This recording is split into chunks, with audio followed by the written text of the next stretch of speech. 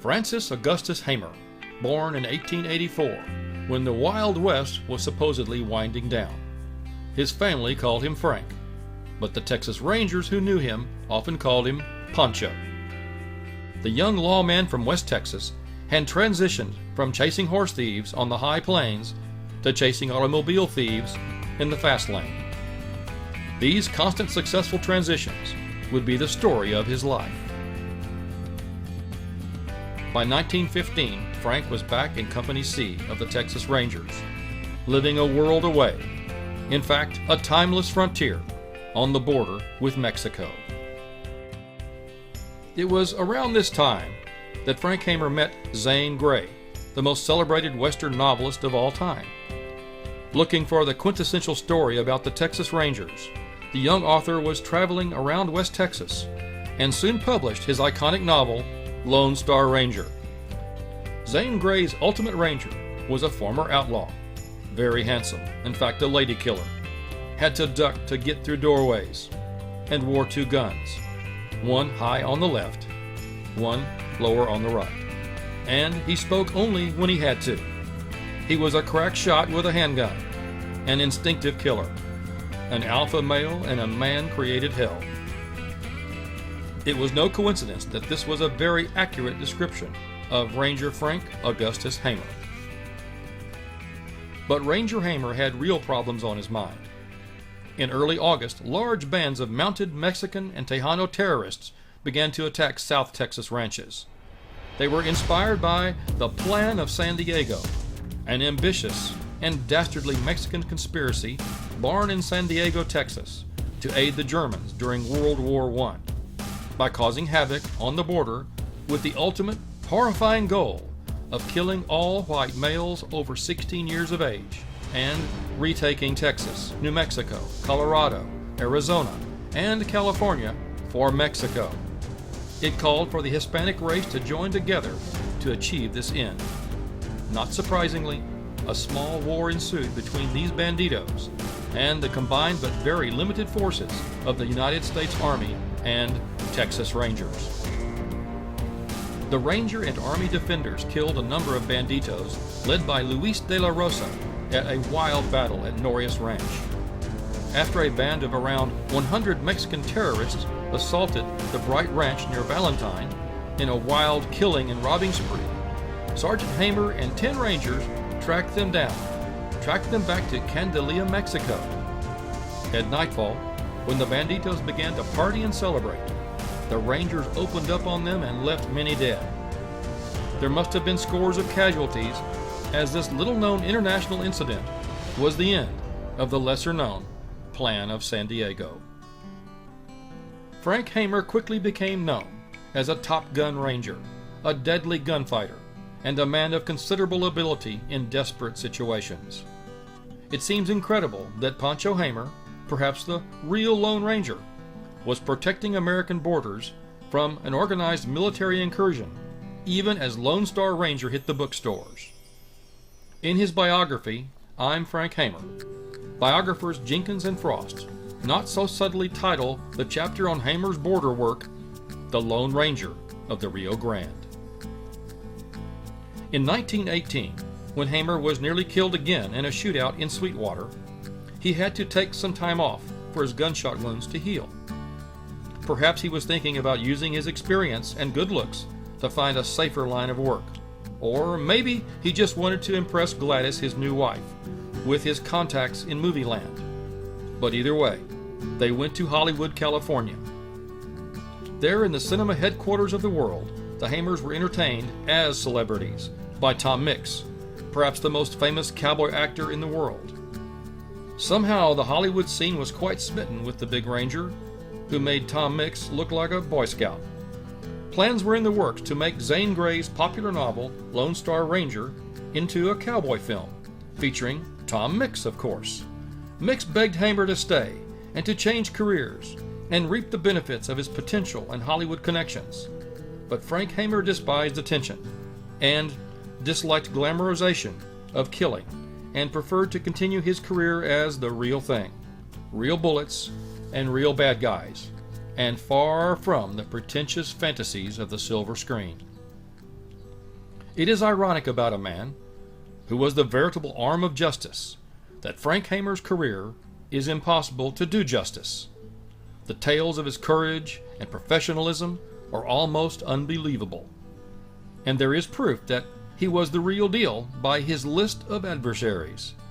He was so objective, so incorruptible, so effective, that he made enemies in every tier in society. In Houston, he had a fellow police officer arrested for police brutality. On the border, he successfully fought gun and liquor runners, even when the powers in Austin, sympathetic to illicit smuggling, stripped him of all of his men. When he was working for the U.S. Prohibition Service, he arrested and exposed his own boss, who turned out to be a member of a huge bootlegging syndicate. He wrote an expose on the Texas Bankers Association in the newspaper when they financed an ill-conceived murder-for-cash award scheme.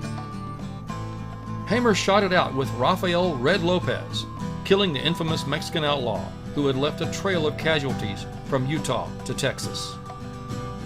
He and his men busted up crime and gambling rings in Mejia and Borger during the oil booms.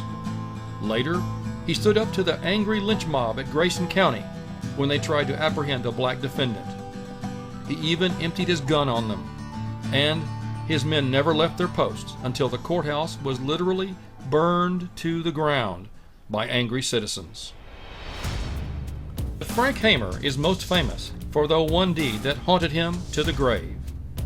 After Clyde Barrow and his mate in crime, Bonnie Parker, raided the Midwest in a sensational and bloody crime spree, Hamer was contracted by the Texas prison system to hunt them down. Bonnie and Clyde had robbed dozens of banks, even burglarized federal armories, and killed at least 15 people. They had terrorized from Iowa to Oklahoma and all over Texas, and they taunted authorities with letters to the newspapers, who made folk heroes out of them. There was little debate in the law enforcement community about who was needed to shut them down. But Hamer had not served as a Texas Ranger for several years, since the governors Ferguson had commandeered Texas politics and the Rangers. But after some amount of convincing, Pancho Hamer arranged an expense account with Governor Ferguson's blessing, and, officially working for the Texas Highway Department, hit their trail. In 102 days, he had identified their circular path, found them, made a bargain with one of their gang members, organized a posse, and set a trap in Louisiana where nobody but the shooters might be harmed. He made headlines all over the world when he ended their bloody legacy near their hideout outside of Gibbsland, Louisiana. The two had sworn they would never be taken alive, and went down shooting as the posse riddled their Ford V8. It fell upon Hamer to personally send Bonnie Parker to the bad place. She died with a panther-like scream, which echoed in his mind. Frank Hamer held a commission as a Texas Ranger for 26 years. He had killed many men, in many bad situations. But killing a woman was against everything he ever stood for. In some ways, Bonnie Parker may have been the one outlaw who got the best of him. He would never get that black day or her screaming grimace out of his mind. In the end, so many people were sympathetic to these sociopathic lovers, in spite of their atrocities, that Hamer and his posse were publicly vilified, as regard and sympathy for the dead outlaw couple grew in the minds of their fans.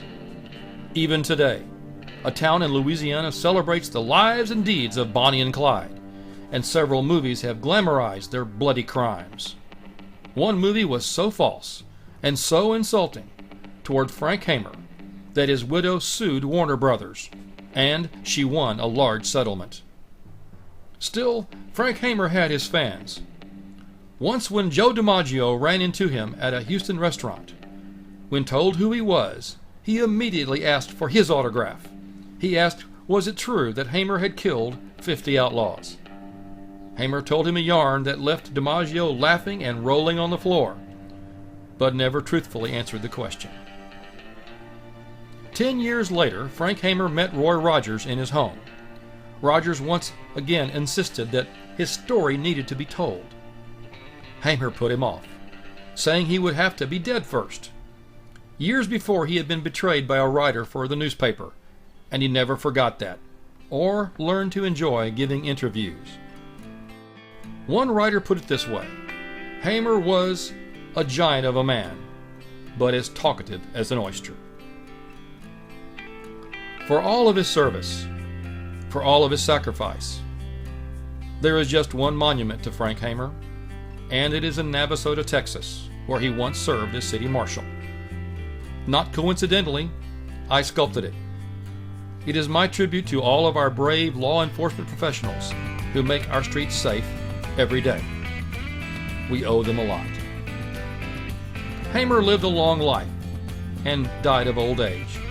When they laid his body down, the undertaker found several dozen scars all over his body, the scars of dozens of bullets and knives and fistfights. He once told a lucky reporter he had been in 52 gunfights and wounded 23 times. He had been ambushed 4 times, twice left for dead. Along with Jack Hayes and Ben McCullough, Walter Prescott Webb called him one of the 3 most fearless men in Western history. J. Edgar Hoover of the FBI considered him one of the greatest law officers in American history.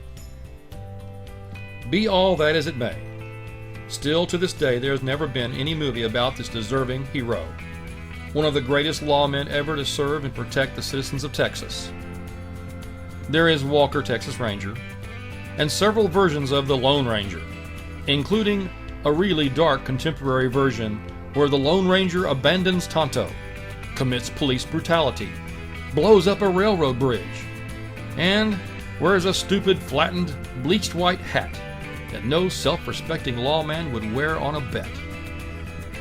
As the real Lone Ranger fades with time, our society and the entertainment industry, which once courted him, has gravitated to soulless, pointless storytelling, making villains out of heroes, heroes out of villains, and making America, the railroads, the pioneers of the West, out to be a nation of money-grubbing ghouls with no character but greed and shallow indulgence.